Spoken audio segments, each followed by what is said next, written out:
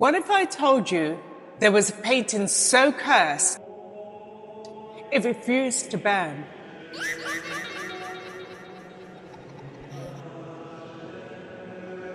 A painting linked to countless fires, unexplained tragedies, and eerie whispers in the night. And the worst part, some people still have it hanging in their homes right now. This is the terrifying story of the Crying Boy, a painting that might be more than just paint and canvas. Some say it's haunted, others believe it holds a trapped soul. But one thing is for certain, this painting does not want to be destroyed. And if you ever find one, whatever you do, don't bring it home. It all started in the 1950s with an artist named Giovanni Bragolin. He painted a series of portraits of children. But one of them, the Crying Boy, became infamous. Why? Because every home that owned this painting seemed to catch fire. And in every single case, everything burnt. Except for the painting, of course. Not a single scorch mark, not even a single melted corner, just the same sad, unburned face staring back through the ashes. Coincidence? Maybe once or twice, but when dozens of cases popped up, different families, different cities, same cursed painting, people started to panic. And that's when the real nightmare began.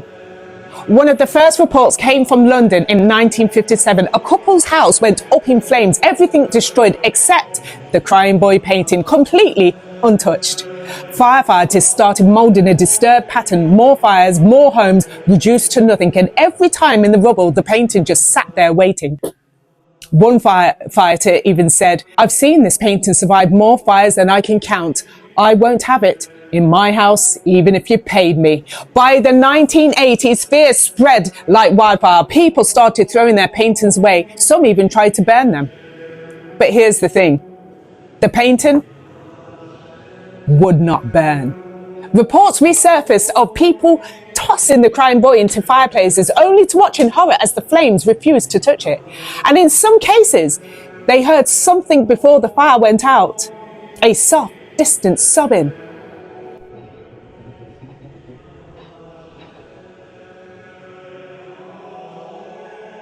Here's where things get really creepy. No one actually knows who the boy in the painting is. Some say he was an orphan who lost his family in a fire. Others believe he was a child who never existed at all. But then a shocking discovery was made. Every version of the Crying Boy painting, no matter where it was found, had the same face, the same haunting eyes, the same sorrows, almost like the boy was trapped inside it. And some researchers believe he might actually be because the artist Giovanni, he never spoke about the painting again. Rumors say he made a deal or a trade to capture something inside. And if that's true, then every single copy of the Crying Boy is more than just a painting. It's a prison. So what happened to these paintings? Most were thrown away. Some were locked in attics. But a few, they're still out there. And sometimes they pop up in thrift stores, garages, sales, or even online auctions. People buy them, not knowing the history, not knowing about the fires, not knowing the curse. And if you ever were unlucky enough to own one, here's just a gentle warning. If you hear crying at night, if things start going wrong in your house, look at your walls, because the Crying Boy might be watching. And he never stops crying.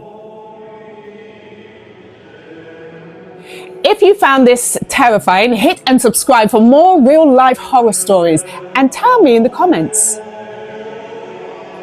Do you believe in the curse of the Crying Boy, or is it just an eerie coincidence?